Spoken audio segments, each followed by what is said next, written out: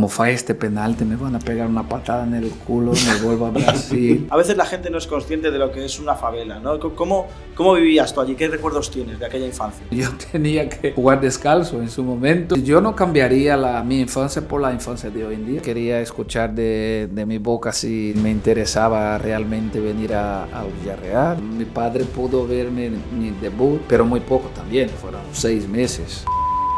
Era un potencial Balón de Oro. Era de estos mediocampistas que ya no sé si va a existir, ¿no?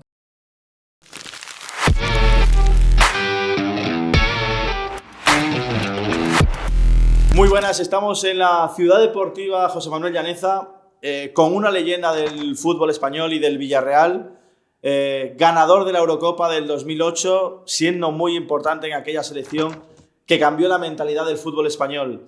Estamos con el cuarto jugador con más partidos en la historia del Villarreal, que ha triunfado y en primera, en Brasil también, uno de los mitos vivientes de la historia del Villarreal. Compartimos grada hoy con Marcos Sena. ¿Qué tal? ¿Cómo estás? Muy buenas. Muy buenas, Clemente, David, ¿no? Buenas. No quiero equivocarme. Por primera vez en español en un podcast, además. Tenemos desde exclusiva aquí a Marcos, ¿no? Primicia. Sí. En primicia, ahora. Sí. La verdad que es la primera vez participando de un podcast. Para mí es algo nuevo y muy tranquilo, ¿no? Esperamos disfrutar de este poco tiempo que tenemos. No te fíes. Seguro que sí. Se han cumplido ahora 10 años de tu retirada, ¿no? ¿Cómo es la vida fuera del fútbol? ¿Cómo lo llevas tú? Sí, se ha cumplido 10 años el sábado, que fue el 15 de noviembre. De hecho, para algunos que no saben, mi retirada fue junto con Raúl González, porque Raúl estaba conmigo en el Cosmos. Él tenía un año más de contrato, pero la última semana, o a falta de 15 días, él me dijo, ¿sabes qué? Me voy contigo. Entonces eso fue en New York Cosmos, recién cumplió 10 años. La verdad que la vida fuera del campo, una maravilla para mí en particular, porque me he sido un afortunado de nada más acabar ahí. Me vinculé al Villarreal, no como entrenador, porque no quería ser entrenador, porque muchos a veces optan por ser entrenador, porque a lo mejor es la vía más rápida, ¿no? Pero yo como no me llamaba y creo que no tengo vocación, y el club ya sabía, de inmediato me llamó como director de Relaciones Institucionales, y en enero cumple 10 años, feliz. 10 años desde que se retiraron Marcos Sena y Raúl González Blanco, casi nada. ¿Cómo era Raúl? ¿Cómo fue tu trato con él? Raúl, la verdad que fue un año que, de hecho, otra cosa que la gente no sabe, tuve que convencerle para ir a jugar ahí con nosotros. El entrenador ya le estaba preguntando por él. Y una etapa que fuimos hacer la pretemporada en Dubái. Nos acercamos a Qatar, que él jugaba ahí. Fuimos el entrenador y yo a hablar con él. Él al principio no sabía si tenía claro, tenía que hablar con la familia, más los cinco hijos que tenía, que era una decisión un poco así que iba a depender más de su mujer. Bueno, no tardó mucho, decidió venir. La verdad que un profesional, una gran persona, hemos disfrutado, hemos ganado el título. De hecho, el último partido fue en nuestro campo, delante de nuestra afición. Hemos conseguido ganar el título, una retirada perfecta. ¿Tú crees que se le virló algún Balón de Oro a Raúl? Aquel que se comenta mucho, el que ganó Owen, ¿no? En el 2002, que debía haber sido para Raúl. ¿Tú crees que merecía un Balón de Oro Raúl? Yo creo que Raúl estuvo ahí entre los más grandes, ¿no? ¿Cómo se dice? En Brasil dice En el podio. Sí, en la pratillera se dice en portugués, pero aquí se me fue el nombre. Pero yo creo que Raúl tenía que estar ahí, ¿no? Como los Iniesta, Xavi, un grande, ¿no? del fútbol español, tanto en la selección como en el Madrid. Pero al final ni todos los grandes jugadores han tenido ni mundial, ni Balón de Oro. Pero en fin, algunos que a lo mejor que uno considera que no sería para tanto, pero lo tiene. Bueno, hay que estar en el momento adecuado, a la hora adecuada, en todo. En el fútbol también suele pasar gente que se decía ser un gran talento, que jugaba muy bien y al final ni siquiera ha jugado en el fútbol profesional. Eso es como todo.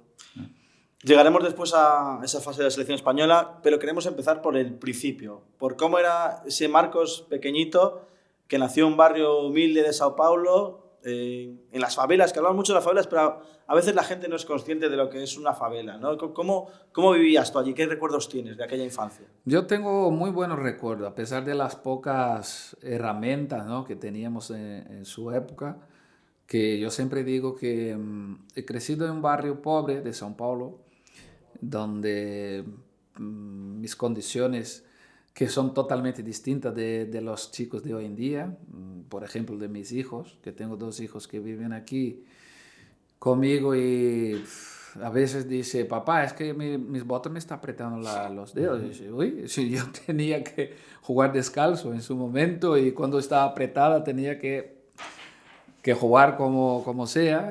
Mira el cambio, los tiempos de hoy en día, ¿no? Y así jugaba por las calles de Jardim Rincão, São Paulo, descalzo. Muchas veces se me rompía el dedo gordo, rompía la tapa, ¿no? Así, no sé cómo. Y así era como disfrutaba de nuestra infancia. Me gustaba, obviamente, más a fútbol que los demás juegos, como la peonza, las canicas, las cometas. Yo no cambiaría mi infancia por la infancia de hoy en día, porque hoy en día ya sabemos las redes sociales, la verdad que quita un poco, ¿no? Tenemos que adaptarnos, ¿no?, a la nueva generación, porque es lo que hay. Yo era uno de los primeros, mi mujer que decía que mi hijo cuando solo iba a tener móvil a partir de los 15 años de tal, que va.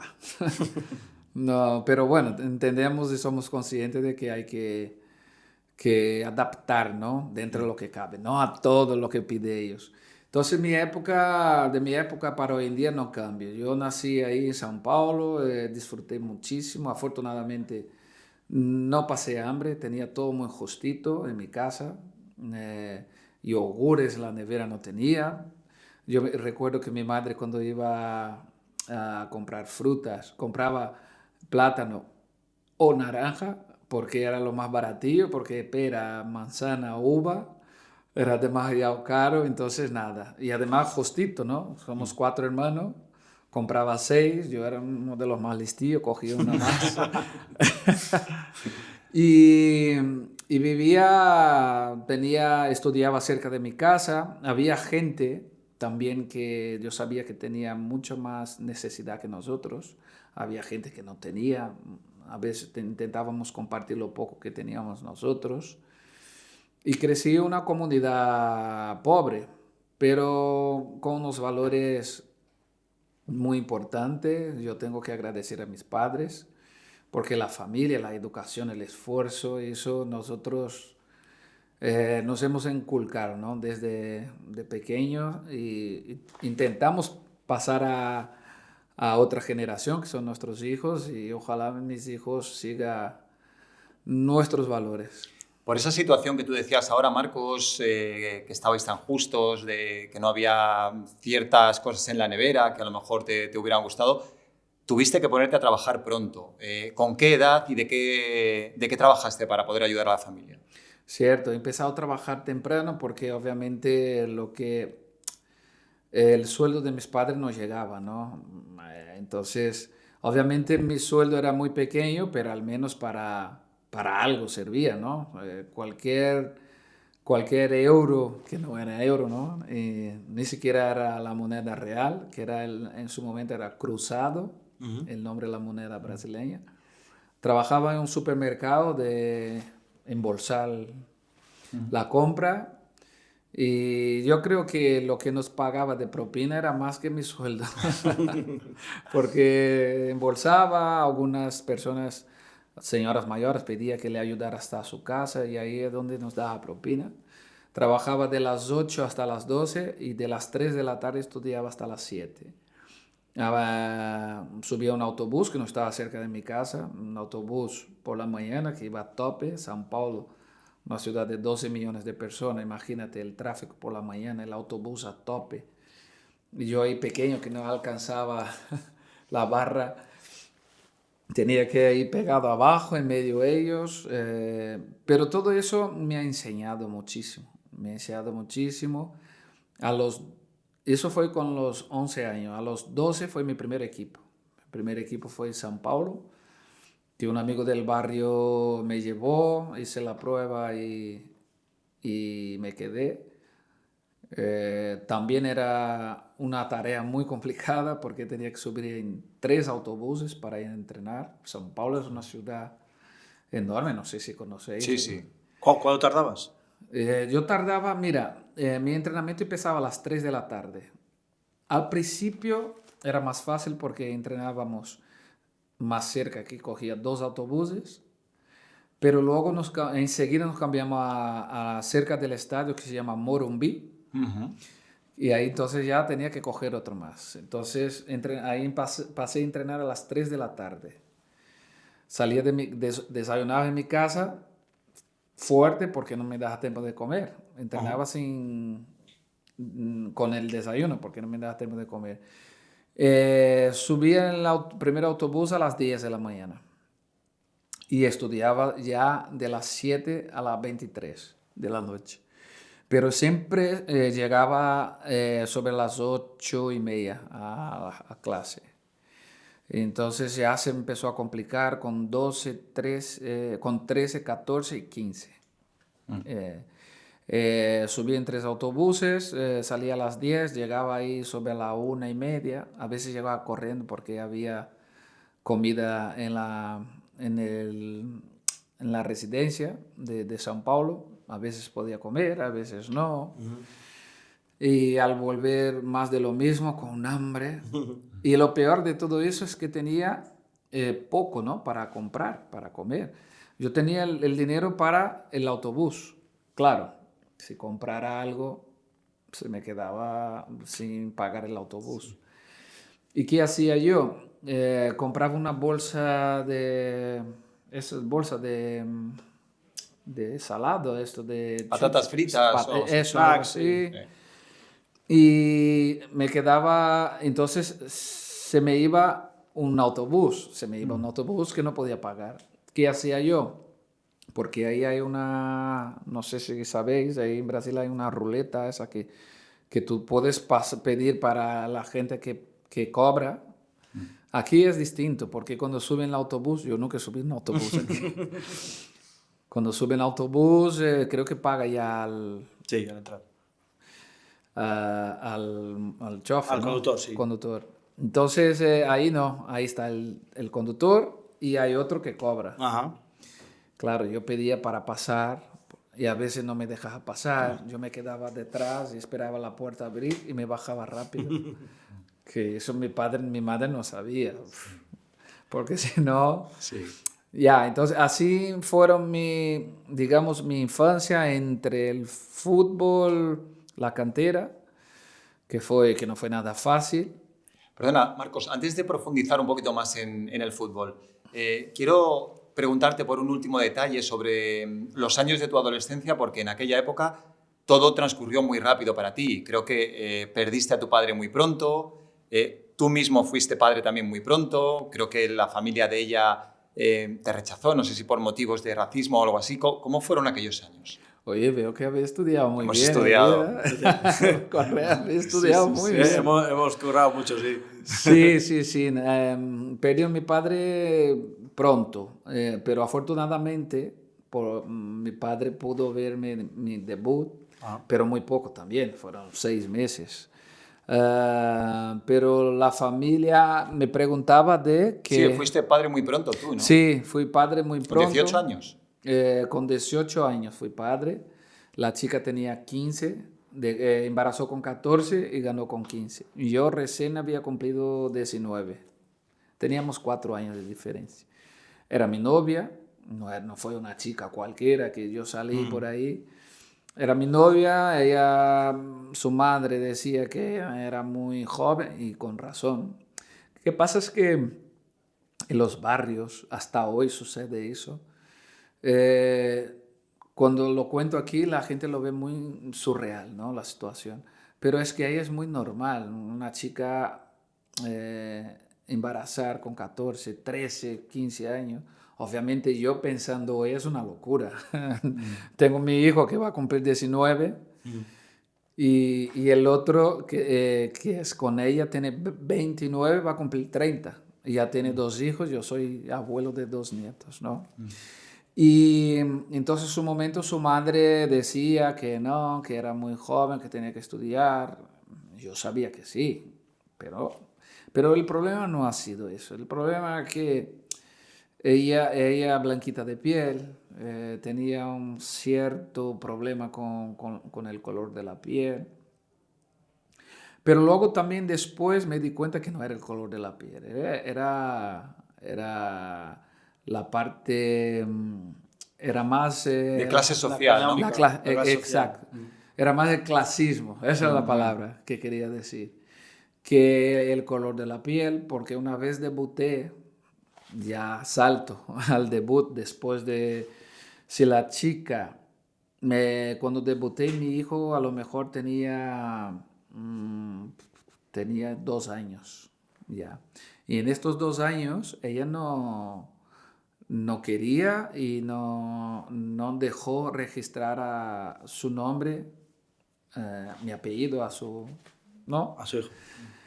Y en este momento obviamente me enfadé, pero mi padre era vivo, me dijo, Marcos, entra en todo lo tuyo, en el fútbol, que ya verás, una vez llegue a lo que quieres tú, vendrá.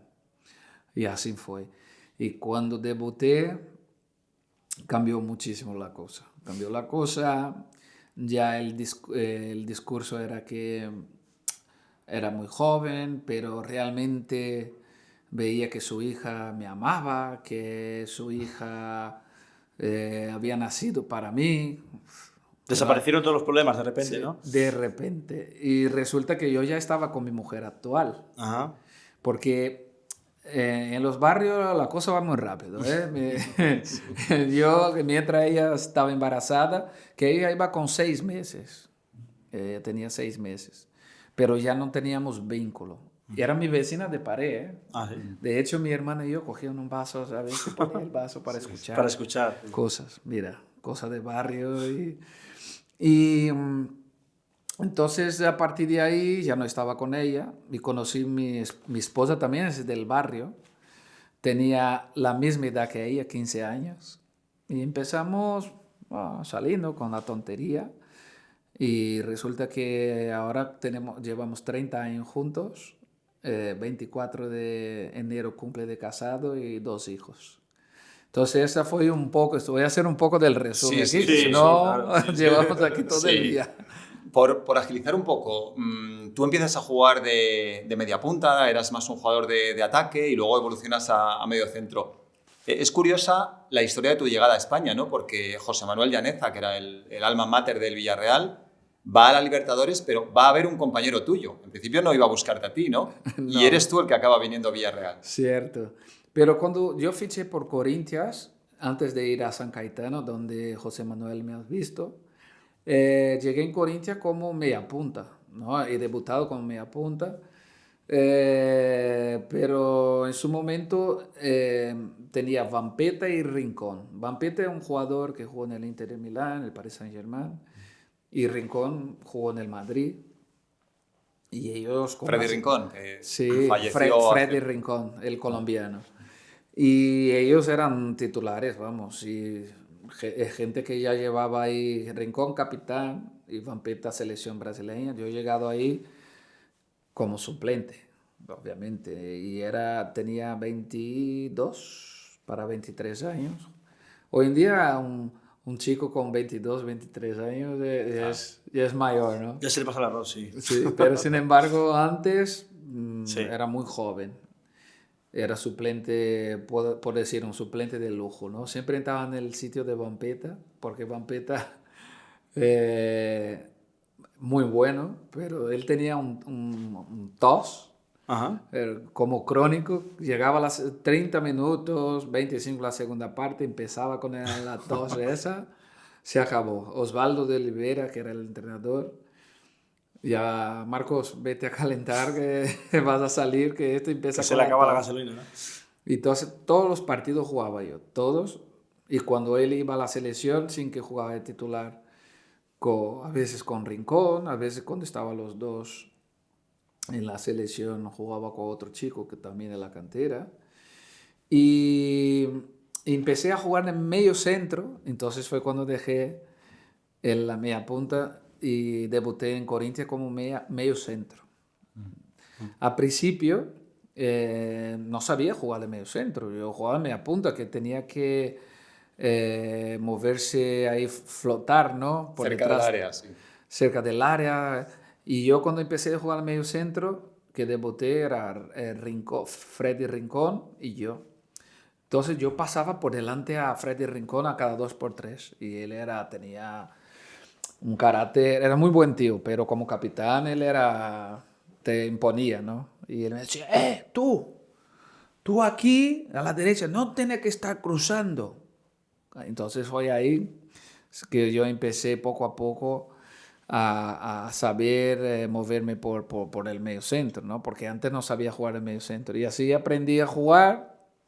Estuve 2 años en Corinthians, 3 meses estuve en el Juventud porque al final era lo que había para lo que quedaba de campeonato y me fichó San Cayetano, que fueron 8 meses, que fueron 8 meses increíbles porque jugábamos la Copa Libertadores. San Cayetano es un equipo muy modesto.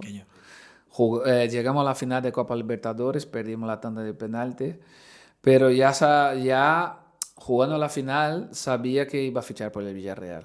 Ah, ya lo sabías ahí. Ya sabía porque fue al hotel José Manuel Llaneza un día anterior y quería verme, quería escuchar de mi boca si me interesaba realmente venir al Villarreal. Y yo he dicho que sí, obviamente. Pero él le había visto, estaba siguiendo a Somalia, un delantero, porque quería fichar un delantero. Y Somalia se supone que Somalia en su momento no le convenció de todo. Y me salió muy bien un partido contra América de México, porque yo creo que empatamos o ganamos en casa y luego ahí empatamos con él y pasamos a la final. Y me salió muy bien el partido, tengo que decir que ha sido así. Y él empezó por ahí a preguntar de mí y por ahí empezó las negociaciones con el Villarreal. ¿Conocías al Villarreal ya? No. No sabía ni dónde estaba, claro.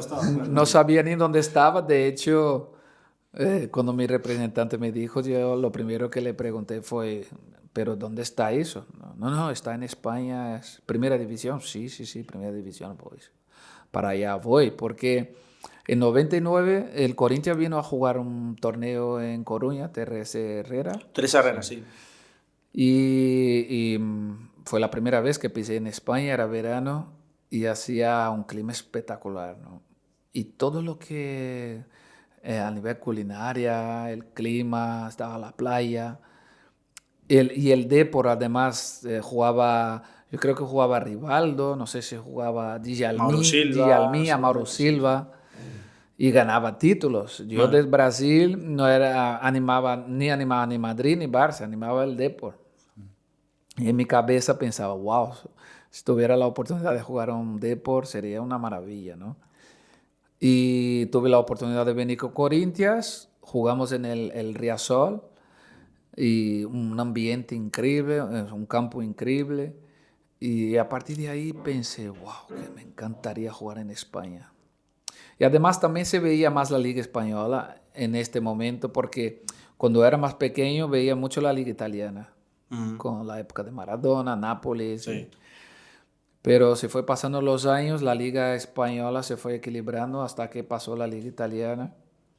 Y lo que dices tú, habíamos muchos brasileños, ¿no? Sí. Ese verano el Villarreal ficha a Belletti también, un poco antes que a ti. Un poco antes. No sé si hablaste con él o te informaste o viniste aquí a ciegas. No hablé con él. De hecho, al priori no sabía que había algún brasileño. Y a lo largo de los días, después viajando hacia aquí, fue cuando mi representante dijo que Belletti también estaba aquí, que da un poquito más de tranquilidad. Y y fiché por el Villarreal. Llego aquí... ¿Qué edad tenías? Perdona, 25 para 26, Ya era ¿no? mayor, ya era mayor. Tenía, Bueno, mayor. Recién recién había cumplido 26. Agosto. Y llego un día, creo que era un festivo, era un domingo. Primero que llego en Madrid, mi cabeza era, llego en España, ya estoy en Villarreal. Ya que sé, fíjate. Pero nada, llego en Madrid, después un viaje largo, obviamente, un vuelo hasta Valencia. Llego en Valencia, bueno, ya estoy en Villarreal. ¿Qué va? José Manuel Llaneza con su coche. Ay, yo siempre tengo en mente cuando pasando por Sagunto, hay unas montañas ahí. Y madre mía, ¿dónde está este Villarreal? Por Dios, no llega nunca. Llego en Villarreal, en el Hotel Palace, el único. Ahora ya no, ahora hay otro. Ahora hay uno más. Y pensé, wow, ahora voy a... Estaba mi representante también, ¿no? Que no hablaba absolutamente nada. No entendía nada. Y llego al Hotel Palace. No había nadie. Porque este hotel parecía un sitio abandonado.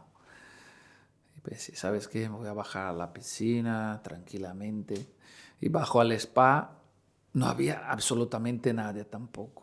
Y yo, para los que no saben, yo soy un poco acojonado de fantasma, estas cosas, ¿no? Sí. Sí, yo... Y estaba yo ahí y llamando, oye, tú no bajas, mi representante. Bueno, ahora bajo, ¿qué estoy haciendo y tal? Al final, yo, ¿sabes qué? Me piro de aquí, porque aquí no hay nadie, un sitio extraño. Y pensé, mirando a la ventana, por un lado había el Carrefour y el otro lado fábricas. Sí. Pensé, madre mía, qué triste eso. Claro, me acababa de llegar un domingo Villarreal y no era lo que es hoy. Tampoco ha cambiado mucho, pero tampoco es Villarreal Sí. y nunca va a ser una ciudad como Valencia, bueno, las grandes capitales, ¿no? Y al día siguiente ya he visto movimiento y no conocía la ciudad deportiva tampoco. Ya fue un cambio. Vengo a ver la ciudad deportiva y he visto el césped espectacular. Wow. Porque ahí el San Cayetano donde jugaba yo, nosotros no teníamos ciudad deportiva. Nosotros entrenábamos un día en un campo de una fábrica no sé dónde, subíamos en el autobús, entrenábamos, nos metían en el autobús, duchábamos en el estadio y íbamos. Porque entrenar en el estadio iba a fastidiar el césped. Y llego aquí, veo una ciudad deportiva con 3 campos de césped normal, ¿no? Estaba el mini, estaba este que entrena y hay otro detrás. Y luego ya había algunos ya... Estaba más o menos como está. Lo que pasa es que la ciudad deportiva del Villarreal siguió creciendo y sigue creciendo para atrás. Y eso ya pensé, madre mía, estoy en un equipo grande. Mi cabeza. Estoy en un equipo grande. En mi primera entrevista hablaba de ganar títulos y los de aquí decían, uy, este está flipado. Este no sabe dónde viene. Nosotros estamos intentando mantenernos en primera y este habla de títulos. Y la adaptación fue muy rápida. Me acuerdo que la dificultad que tuve al principio, porque ahí se juega con campo el césped seco y ahí y aquí césped mojado, balón rápido. Y cuando venía el balón los primeros días, el balón chocaba ahí. Pero eso fue un día, porque el día siguiente ya cogí muy rápido. Y de hecho hoy, vamos, no cambiaría, hoy no. Ya, desde 2002 no volvería a jugar un campo seco, porque es horrible. Se comparan el fútbol más rápido, más dinámico, mucho mejor. Pero Marcos, ¿quién te iba a decir entonces que ibas a acabar jugando 363 partidos con el Villarreal? Aquel domingo que llegaste aquí no lo hubieras imaginado nunca. Tuviste un comienzo complicado con las lesiones, luego fuiste haciéndote con un sitio en el equipo, con un nombre entre la afición, en el club. Te vamos a preguntar por lo mejor y lo peor de esta larguísima etapa, 11 temporadas en el Villarreal. Si tuvieras que quedarte con un momento especialmente negativo que te doliese mucho, el descenso de 2012, no pasar a la final de la Champions en 2016 con aquel penalti que falló Riquelme, ¿Qué tienes ahí en tu corazón como lo más doloroso en esta larga etapa? A ver, empezando por lo de quién diría que yo me quedaría Sí, sí. aquí, ¿no? Del club. Eh, Había firmado 5 años y pensaba yo, voy 5 años, juego, gano una pastilla y vuelvo a Brasil. Esa es mi Sí. mentalidad. Y al final, mira, llevo 21 años en el club, 2 que estuve fuera en el Cosmos. Y, y aquí estoy. Momentos más complicados, ¿con qué me quedaría? Yo creo que el descenso fue lo más duro para mí, porque las semifinales de que en la época que falló el penalti Riquelme, nosotros hemos entrado para disfrutar y de repente nos deparamos en las semifinales de Champions.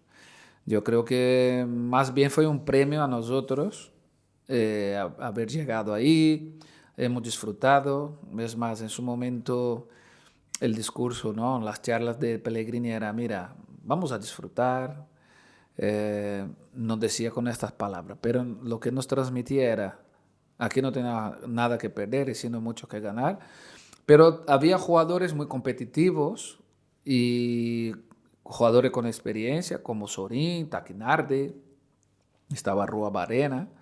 Y luego después estaba obviamente Riquelme, Forlán, yo estaba por ahí por detrás madurando, ¿no? Aprendiendo, pero también venía con esta picardía de Brasil, de jugar finales, porque había ganado la Liga Brasileña con Corinthians, jugué la final de Copa Libertadores tirando penaltis, entonces ya tenía un poco ahí ya de casca, no sé cómo se dice, tenía un poco ya de experiencia. Experiencia, sí.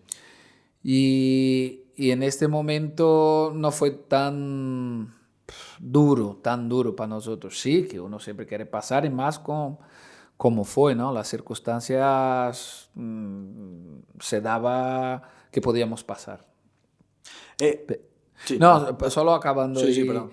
Y para mí yo creo que el momento más duro, obviamente, fueron los momentos, las lesiones, que cuando llegué tuve 2 ligamentos cruzados seguidos. Y después ya cuando pensaba que yo iba, porque mi idea era completar 10 años en el club y vivir una experiencia fuera, ya que tenía 35 años, ya era una buena edad para ir. Y justo en este año descendimos. Y yo ya estaba palabrado con el equipo de Dubái, pero no firmado. Y yo mismo había decidido no ir porque llegado aquí en primera, no quería ir en segunda división. Y el club quería empezar un proyecto también conmigo. Yo creo que afortunadamente las cosas salieron perfecto porque volvimos a subir, yo me fui en primera. Y yo creo que el hecho de estar vinculado hoy al Villarreal no fue solamente por eso, ¿no? Por muchas cosas que, por lo que he creado en el grupo, ¿no? En el equipo, en el club, el vínculo, el solamente jugar en el Villarreal y quedarme en segunda división. Yo creo que eso el club lo valoró muchísimo y me tiene como imagen del club. Has jugado con Riquelme, con Forlán, con Pires, con muchos talentos. ¿Con cuál te quedas tú de todos los que jugaste? Mira, también sería muy injusto de mi parte elegir solamente uno, porque aquí ha pasado muy buenos jugadores. Obviamente, había uno que yo tenía mucha sensibilidad, y tenía y tengo, ¿no? Hasta hoy, porque era un jugador que, aparte de que me ayudaba a la parte de marcaje, no la perdía. Y además tocaba, a ver si os adivinéis. Toca tanto con la pierna izquierda con Cazorla. pues este. Ese es un jugador que yo me acuerdo, Santi le daba el balón, no la perdía. Riquelme tampoco, pero Riquelme no volvía para ayudarme. A ver, son pequeños detalles, Sí, ¿no? sí, sí, Pero sí. obviamente me encantaba jugar con los mejores, porque no solo en el Villarreal, como en la selección, anda, con Silva, Iniesta, Xavi y los Xavi Alonso y todos que estaban ahí. aquí en el Villarreal disfruté muchísimo que cuando debutó Bruno y fue madurando y luego no la perdía ninguna tampoco. Con Riquelme, Santi. Robert Pires. Yo estoy hablando de gente que De los que tienes jugaba. alrededor, ¿no? Exacto. Sí. Con Robert Pires era otro que no la perdía. Habrá más alguno ahí. Si alguien me escucha y dice, oye, Marco, seguro. ¿yo qué? Yo estaba ahí Lo también. siento, pero... No, yo quería preguntarte especialmente por... bueno, yo también tengo una debilidad especial por este jugador que es Riquelme.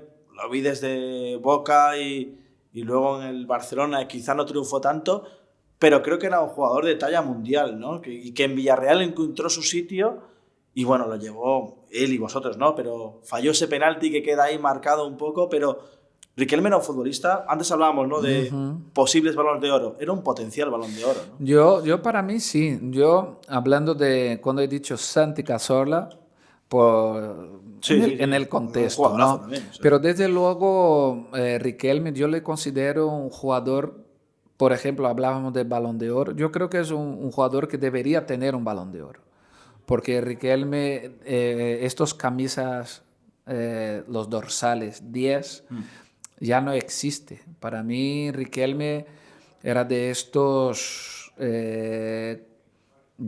mediocampistas que ya no sé si va a existir, ¿no? Pero yo he sido un afortunado de haber jugado con él, porque antes de venir ya le acompañaba jugando en el Boca, ganando títulos de Copa Libertadores, Mundialito contra el Madrid. Y cuando vino aquí, en los entrenamientos era increíble, yo no veía a Román fallar pases. Y dice, pero ¿cómo puede ser? Es que no falla, tío. ¿Falla uno? No fallaba. Y Román, tengo que decir que él es uno de los jugadores que realmente si él quisiera, yo creo que él no quiso, él ha elegido tener más tranquilidad, calidad de vida que aquí ha tenido. La gente aquí le aprecia muchísimo. Que ir a otro club, ganar más, pero a lo mejor no tener esta calidad de vida, esta tranquilidad, lo que quería él. Y aquí ha tenido, porque cuando estaba jugando aquí, por los rumores, no se paraba de escuchar que el Bayern, el Manchester United, y él decía que de aquí no me muevo, o si me muevo de aquí me voy al Boca. Yo lo entiendo y entendí en su momento, porque al final el jugador tiene que también ser consciente de que no es solo pasta. Obviamente es importante en la carrera de un jugador, porque también a mí me ha pasado y yo había elegido seguir en el Villarreal. Marcos, perdona, hablabas ahora de rumores. Cuando tú estabas en tu apogeo, en tu momento de máximo esplendor, también hubo rumores de que el Arsenal estaba interesado por ti, se habló del Real Madrid. Ahora, con el paso del tiempo, yo creo que puedes ser sincero. ¿Hubo algo real? ¿Hubo alguna posibilidad seria de irte a un equipo importante? Sí, en 2006, al Manchester United, después que se acabó, después que hemos caído contra el Arsenal, nos buscó mi representante, habló con el club. Ya estaba todo arreglado para fichar por 5 años. Mi mujer estaba embarazada de mi primer hijo. Teníamos nuestros médicos aquí, amigos hasta hoy, argentinos. Y mi mujer y yo hablábamos en su momento, mira, vamos a dar este paso. Vale, el Manchester United, pero claro, el clima, la cultura, todo, ¿no? ¿Vamos o no? Vámonos. Ya estaba decidido. Resulta que estábamos en una etapa de pretemporada, ya. Yo volvía del Mundial, estaba haciendo la pretemporada en Abata, en Girona, que estaba Manuel Pellegrini, y ya salía en el Marca, ya salía en el AS, que Marco Senna ficha por el Manchester. Y realmente yo, en mi cabeza, mi mujer, ya teníamos claro que íbamos. Pero Alex Ferguson buscó el club y me dijo que nos dijo que en su momento tenía que fichar un comunitario, algo así. Y fue cuando nos pidió una semana. No, nos da una semana porque luego voy con vosotros y acabamos de hacer los trámites. Hasta entonces, vale, perfecto, todo muy bien. Y el Villarreal fichamos a Pires, fichamos a Turco Nijat, por aquí andaba Riquelme y Forlán aún, y un equipazo. Y Pellegrini tenía la necesidad y la ansiedad de que eso se cerrara lo cuanto antes, porque de mi dinero ficharía a otro Marco Senna, ¿no? Y se pasó una semana. Antes de pasar la semana, Pellegrini me pregunta: Marcos, ¿qué? ¿Cómo anda el tema? Yo he dicho: mira, mister, nos han pedido una semana, voy a esperar a la semana que viene. Pero si llega la semana que viene y no se concreta la cosa, pues por mí, si hablas tú con el club y si tú quieres que yo me quede, y obviamente el club también tiene que hacer un esfuerzo. Y él me dijo: vale, tranquilo, esperamos la semana que viene. Llegó la semana que viene, la otra semana, Ferguson procura el club, a mi representante también, y dice: oye, dame una semana más, porque fue cuando ficharon a Mackie Carrick. Pero él es el jugador que queremos, da igual que fichemos otro, pero el jugador que ya hemos acompañado en la Champions League y había jugado contra ellos, es el mediocentro que queremos. Y él nos pidió una semanita más. Y en esta semana yo le dije a Pellegrini: mister, habla con el club. Si el club lo decide, pues aquí me quedo tranquilamente. Y habló con el club dijo: pues le queremos, le subimos la ficha. Y yo contentísimo, y me quedé en el club. Volvió a Alex Ferguson, pero ya, mira, Alex, no sé si nos insultó o no, pero ya Marcos ha firmado, hemos esperado una semana, 2 semanas, demasiado tiempo, y ya sabe que la cosa funciona así en el fútbol. Entonces, esa fue la real oferta que tuve yo, que realmente estaba decidido a ir. Pero una vez no sucedió eso, yo ya me cambié el chip, seguí con mi chip del Villarreal. La verdad que me alegré muchísimo porque mi mujer siguió con los médicos aquí, seguimos con la costumbre, con el ritmo de vida de aquí, y por ahí jugué hasta 2013. Bueno. Ese 2006 precisamente debutas con España. Hablábamos antes fuera de micros, ¿no?, de aquel partido en Valladolid contra Costa de Marfil. No sé si te cuesta mucho tomar la decisión, si tú piensas, bueno, ¿puedo esperar por Brasil o ya voy con España directamente? ¿Cómo fue eso? Cuéntanos. No me costó nada. Debuté en mayo, creo que fue algún día de este. Marzo, 1 de marzo de 2006, 1 de marzo, el mismo día que Fábregas. Fíjate. Y recuerdo que cómo empezó eso fue un partido aquí. Alguien del club, algún dirigente se acerca y me dijo: Marcos, Luis Aragonés está en el hotel, en el único. Vino aquí. Vino aquí. Y a él le gustaría hablar contigo. Yo, wow, Luis Aragonés te imponía mucho. Sí. Y estaba él, Jesús Paredes, ahí. Y me acerqué y nada, lo típico, saludo y tal. Y me dijo: mira, Marco, nosotros te estamos acompañando y tal. Y estamos meditando de cara al futuro, que existe la posibilidad, si tú quieres, venir con nosotros. Y a partir del momento que si tú decides venir con nosotros, no es seguro nada, no te queremos asegurar nada, pero entonces, si tomamos la decisión, pues te convocaremos. Y yo le dije, y eso fue verdad, parece mentira, pero fue verdad. Él me dijo, yo le dije: sí, mister, a mí me gustaría. Y él me dijo: mírame a los ojitos. y yo le miro, sí. Es que me imponía mucho. Pero él se reía luego. Sí. Pero claro, yo ahí tenía mucho respeto, ¿no? Y a partir de ahí no tardó mucho.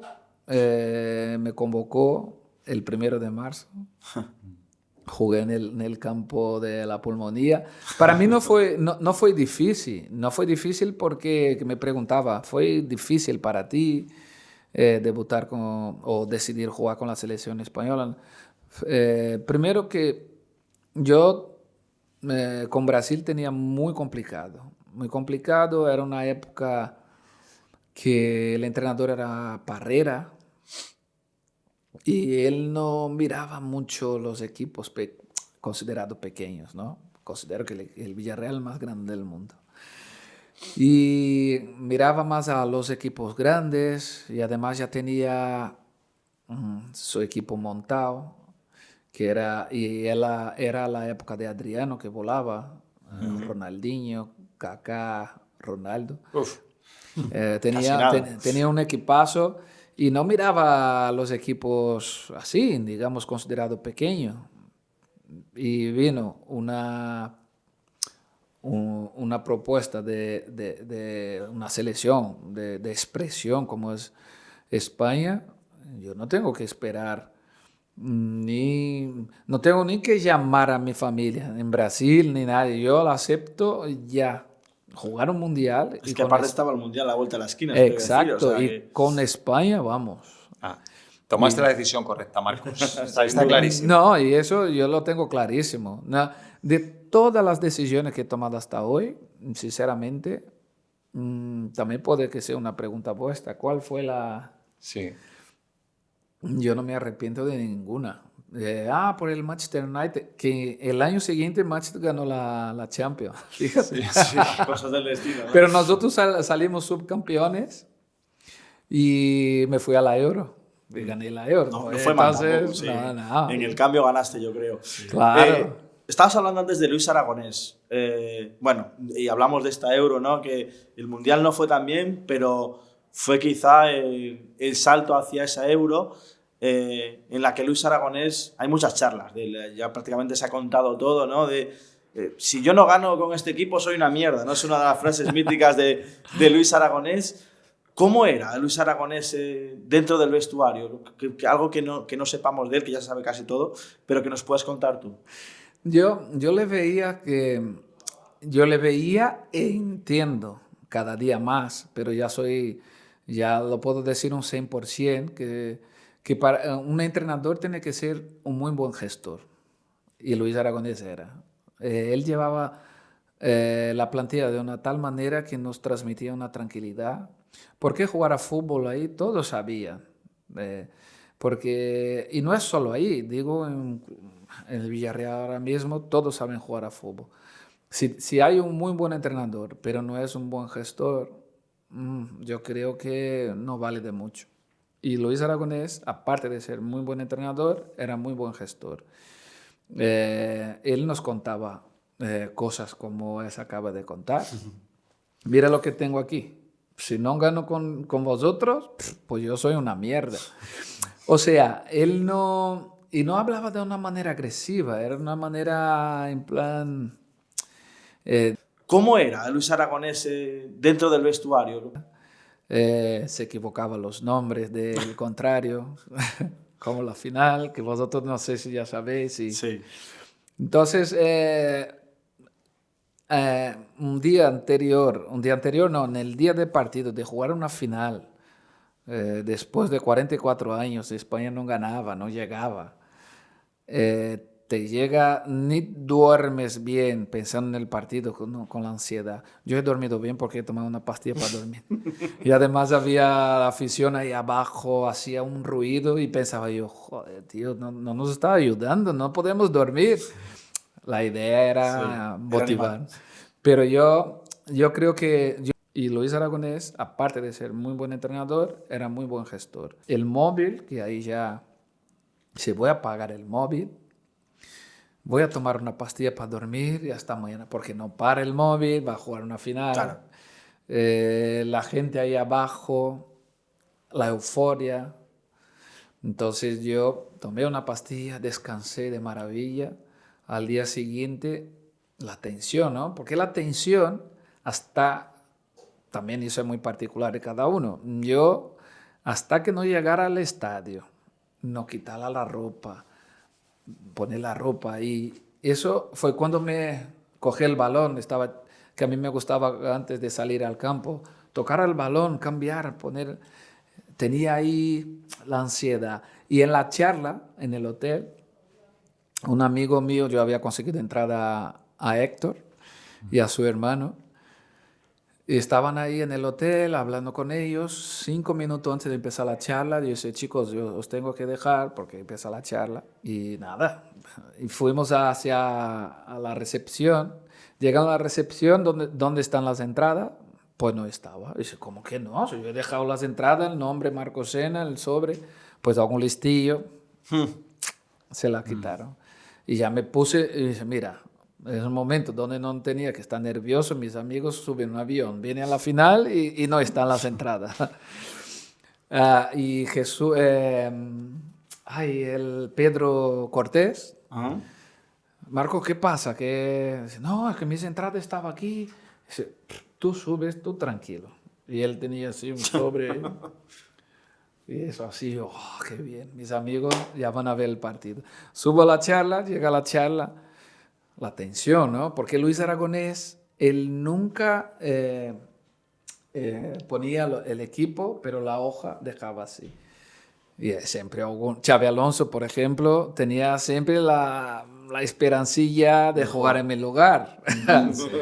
Pero yo creo que conforme fue pasando la Euro, él dijo, no, es que no voy a jugar, ¿cómo voy a jugar? Bueno, entonces la hoja sí. Y cuando ya están todos, sí. Entonces venía la pizarra y así. Entonces, wow, y yo, oh, mi nombre está ahí. Al principio era porque el Marca... Xabi Alonso ya estaba en el Madrid o estaba en el Liverpool. Creo que estaba en el Madrid. Yo creo que Pues debía estar a punto de llegar, pero... Estaba en el Liverpool. Estaba por ahí. Porque, sí, por ahí. Claro, Wow. que pasa es que en el periódico, a ver, siempre suele sacar el supuesto equipo. Y el primer partido ponía Xabi Alonso de titular y una interrogativa Marco Sena. Y empecé yo. Un paréntesis solo para la gente que nos esté escuchando y que no lo recuerde, y para todos los jóvenes que no lo saben, tú eras titular habitual en aquella selección. O sea, el centro del campo habitual era Xavi, Iniesta, Marcos Sena. Xabi Alonso subía hasta el banquillo. Claro. Sí. Entonces, claro, pero a priori no sabía si... Yo creo que Luis Aragonés a lo mejor en su momento, seguro, no tenía claro entre Marcos Sena y Xabi Alonso. Él tenía claro Xavi, Iniesta, Silva, creo que sí.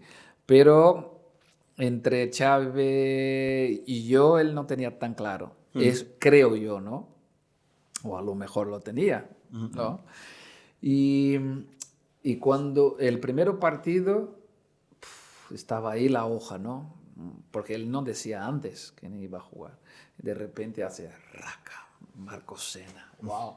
Y yo, tengo que dar un plus de esfuerzo, de todo.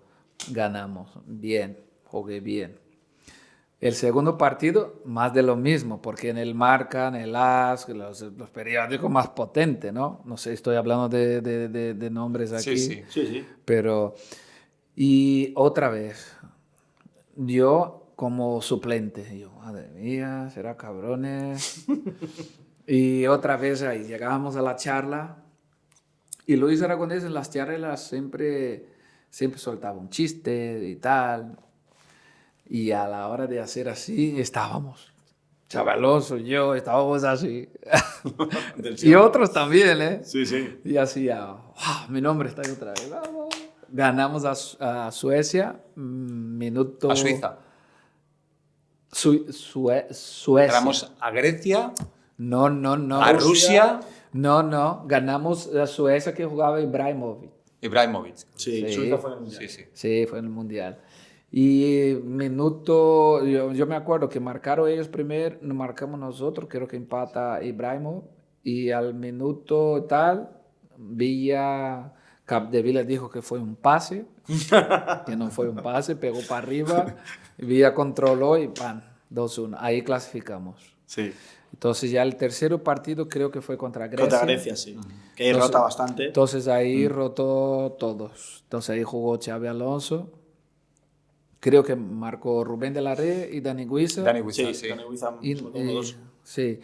Y luego ya para los cuartos de final, la hoja ahí, yo ya estaba más tranquilo. Pero aún así, cuando hace así mi nombre ahí, él siempre hacía el...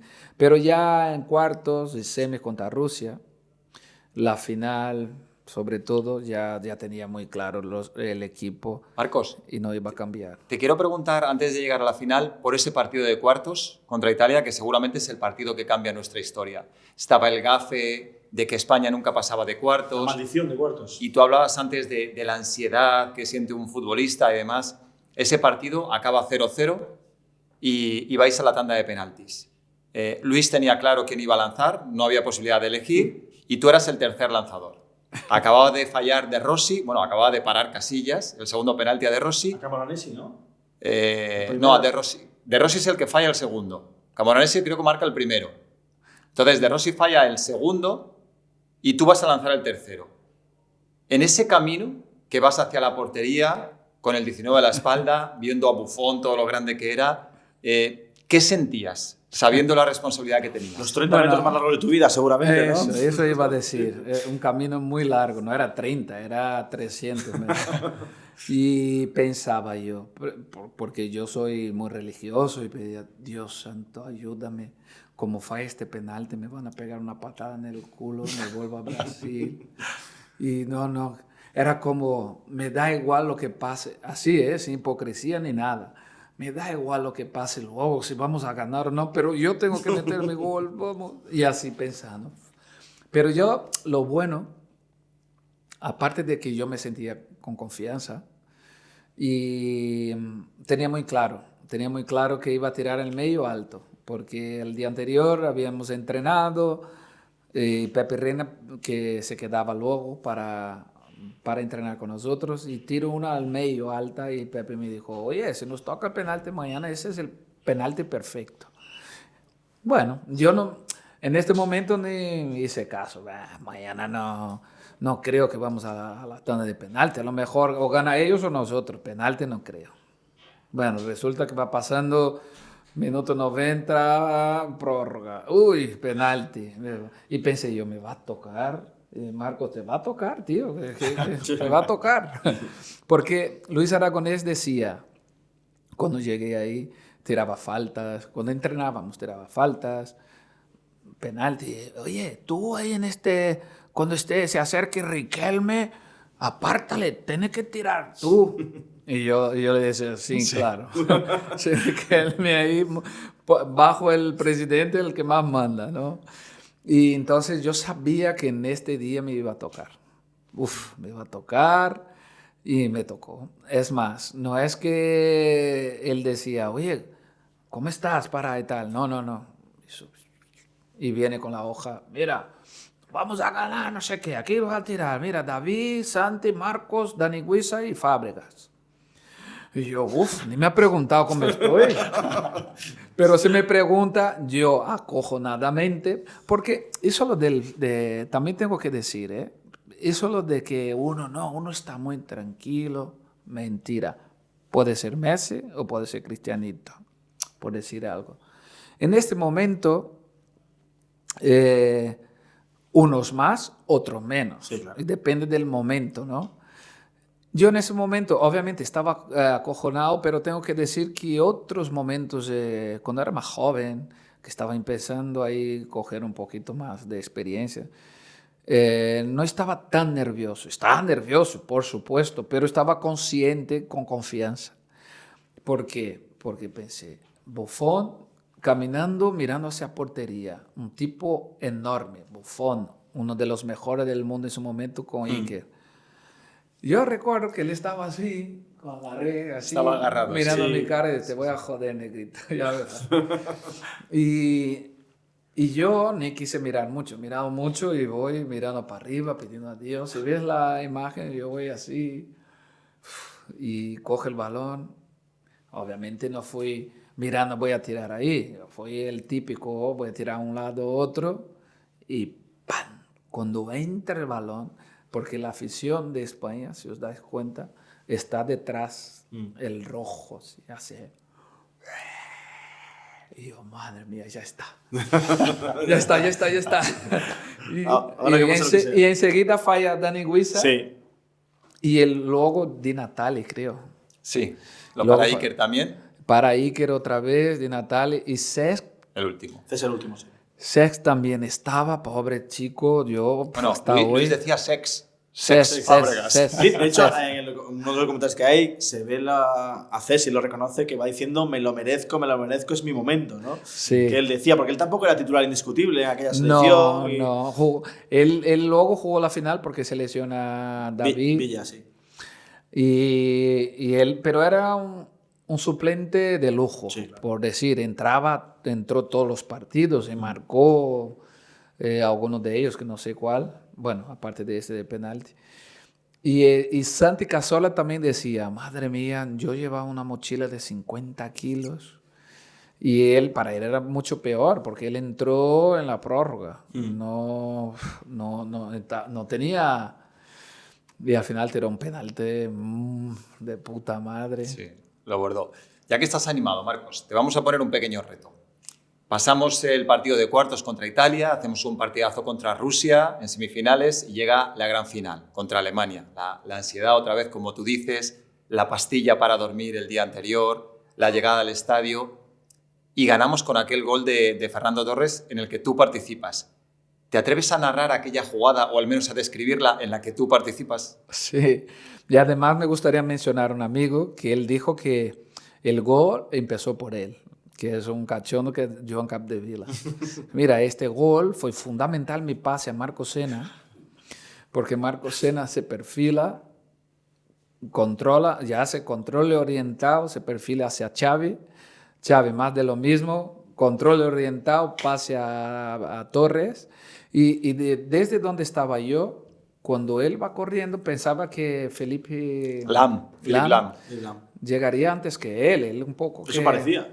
Hoy en día, yo cuando veo esta jugada hoy en día, si es este partido de hoy en día, a lo mejor el VAR lo mira y dice, no, es falta del Torre, por ejemplo, ¿no? Hoy en día si uno se va al suelo, sí. no ha pegado, no, falta. Mira, ya no estaríamos hablando aquí del título, a lo mejor. Sí. O el gol vendría de otra manera.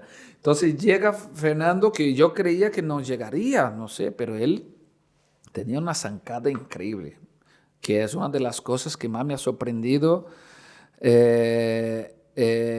viendo a un tío como arrancaba, como un caballo, ¿no?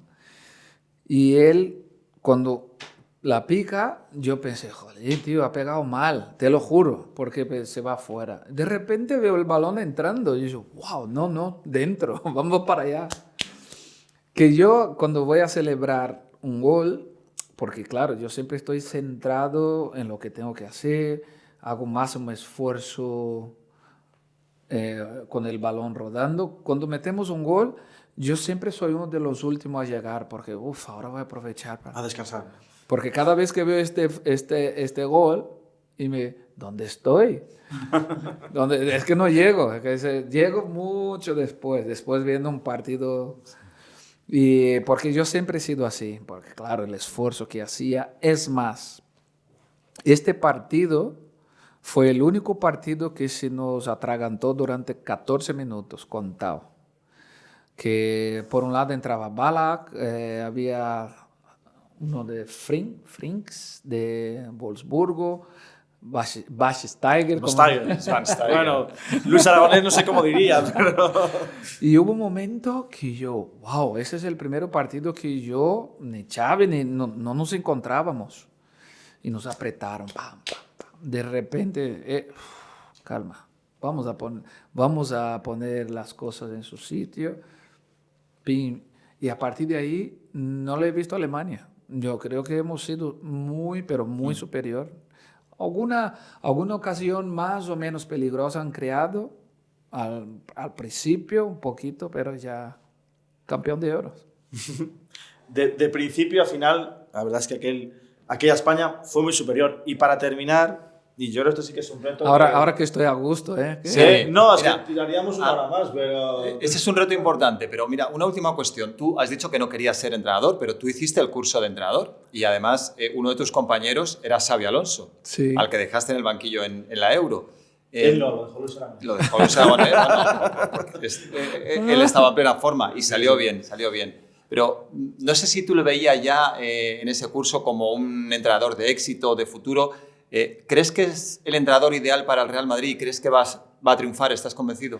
Mira, y tengo que decir también que por ahí estaba Xavi Hernández, Raúl que me animó, Sí, sí. Raúl, porque ellos querían hacer un grupo de jugadores que había ganado tal, no sé qué, la Euro. Estaba Raúl, estaba Xavi Hernández, Xavi Alonso, Julio Batista, había unos cuantos Capdevila. Y yo no quería porque, qué pereza. Y además ya estaba vinculada al club como director de Relaciones Institucionales. Pero el club dijo, no, ve y tal, me fui. Y llegando ahí, es cierto que Xavi ya se le veía, ¿sabes? A veces tarea, ejercicio, que estaba Luis de la Fuente como profesor también. Y yo decía, tenemos que montar una tarea. Y él se veía, se montaba así, o como dirigir un entrenamiento. Yo tenía una dificultad entre el idioma, entre la timidez, entre todo. Eso no es para mí. Y al final hice el primer tramo, que fue que puedo entrenar hasta juvenil. Y el pro, yo no lo saqué. Yo no lo saqué porque dice, mira, chico, yo no vengo más, porque teníamos que esperar 6 o 8, 9 meses más. Yo no. Al final voy a perder mi tiempo aquí, no voy a entrenar, yo lo tengo clarísimo. Si mañana después decido, pues, Marco, jódete y saca el pro ahora, pero yo no lo voy a sacar, yo no voy a entrenar, ya les digo. Y contestando tu pregunta, para acabar, Xavi, yo le veo un entrenador, cada vez que le veo su postura, su manera de ser, no ha cambiado absolutamente nada. Le veo un entrenador con personalidad, que a la hora que tenga que quitar a Vinicius lo quita y punto. Cuando digo Vinicius o cualquiera, ¿no? Pero con sabiduría, la rueda de prensa. Y además es un tío que yo le tengo mucho cariño a él, es una persona que yo he convivido con él día a día, muy humilde, muy cercano. Las redes sociales nos seguimos. Yo veo que él me da like. Es muy importante. Eso es muy importantísimo hoy en día. Y yo a lo suyo, obviamente, Sí, sí. con lo poco que sube. La verdad que yo me alegro muchísimo por él. De ya cuando fue campeón en Alemania, invicto, ¿no? Llegó. Sí, no. Sí, en la Liga sí. Solo perdió la Solo perdió la final Europa con la League. Atalanta. Entonces, y él se lo merece. Y la verdad que yo me encantaría que él siguiera, bueno, se consolidara, ¿no? Como entrenador del Madrid por muchos años. Pues ahora vas a hacer de entrenador. Porque el último reto que tenemos ya para terminar va a ser comparar, y tienes que elegir a uno de los dos entre la selección española, la que jugó la final de la Copa de Europa 2008 y la que acaba de ganar en 2024. Hemos elegido el 11 de la final para que no haya... Uy, a ver. para que la gente luego no proteste, ¿no? Y Vamos a le dé ver. a like, ¿no? Que la gente le dé a like. Clemen, somos buenos, le dejamos un comodín. Yo no lo dejo comodín. Yo creo ¿Ninguno? que tiene que mojarse. Luego, tú, Venga. Marcos, eres de mojarte. El malo es él, ¿eh? Mira, soy- no suelo hacer, pero hoy lo Hoy hago. lo Venga, haces. hoy Venga. está cómodo. Ya está. Empezamos. ¿Iker Casillas o Unai Simón? Iker. ¿Ramos o Carvajal? De lateral, obvio, ¿no? Sí, lateral Lateral derecho. Ah, vale. Pues yo me quedo con Carvajal. De central derecho, Puyol o Lenormand. Puyol. ¿Marchena o Aymeric Laporte? Marchena. Capdevila o Cucurella. Mi gran Capdevila. No, lo siento, mi gran Capdevila. Ahí no tienes dudas. Bueno, no era el mismo sistema de juego ni el mismo esquema, con lo cual los jugadores tampoco son exactamente de la misma posición, pero ¿Xavi o Rodri? Xavi o Rodri. Xavi Hernández. Xavi Xavi Hernández. Hernández, sí. Yo me quedo con Rodri. Aunque Xavi era, pero me quedo con Rodri. Tampoco es malo, Rodríguez. Balón de oro. Balón de oro. ¿Sena o Fabián Ruiz? Seno, Fabián Ruiz, yo me quedo conmigo. Hay que mojarse. No, Sí, señor. Muy bien, muy bien. Está perfecto. Hay que ser valiente. ¿Iniesta o Dani Olmo? Iniesta. Dani Olmo hizo una Euro, ¿no? Fue la Euro espectacular. Pero es cierto que ha bajado, ¿eh? Y Iniesta una regularidad toda su temporada, toda su carrera. No es cualquiera en esa tampoco, Wow, para compararlo. Yo Otro creo que hemos hablado de Balón de Oro que tenía que tener. Sí, cierto. ¿Fábricas o Lamine Yamal? Lamine Yamal. ¿David Villa o Nico Williams? Hombre, David Villa. Y la última, ¿Fernando Torres o Morata? Fernando Torres. ¿Ves? No ha necesitado comodín. Se ha mojado. Valiente, arrimándose en al toro. todas. Bueno, arrimándose al y es toro. la primera vez, porque la última vez yo recuerdo que un juego así, yo me quité yo, porque no voy a poner yo, tenéis que poner vosotros, si no va a sonar prepotencia, pero hoy la primera vez, pues... Pero es que no, tampoco pasa nada. No, tampoco pasa nada, ¿No? Espero que la gente me entienda. ¿Has estado a gusto, Marcos? Muy a gusto, poco tiempo. Para Tenía nosotros que haber también, más la tiempo. verdad es que... El próximo ha sido de hacemos las uno más largo. entrevistas que hemos estado más a gusto y que no se ha sido Y más corta de estoy todas. aprobado en mi primer podcast. Sobresaliente. Sobresaliente absoluto y creo que aquí va a repetir en otra ocasión. Nos han quedado muchas cosas en preguntas. tintero. Sí. Así que nada. Ha sido un placer. Muchísimas gracias por atendernos y de verdad es un privilegio para nosotros poder hablar con gente como tú. Gracias. Muchas gracias a vosotros también. Pues espero la próxima invitación. Está hecho, Marcos. Gracias.